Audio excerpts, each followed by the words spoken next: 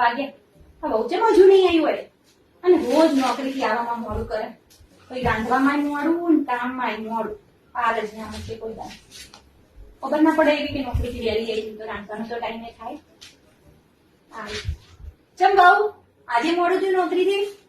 વહેલા આવી જતા હોય તો સમજાવ રસોઈ રાહ હોય તમારી. મારો છોકરો તો હજુ નહીં આવ્યો હોય. બહુ મોડું થઈ ગયું આજકાલ. બિચારાને કામે વધારે હશે ને ટ્રાફિક એ હશે.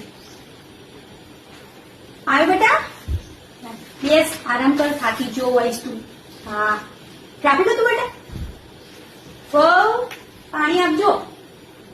મારો છોકરો બિચારો થાકી ગયો. બેસ બેટા, આરામ કર થોડી વાર.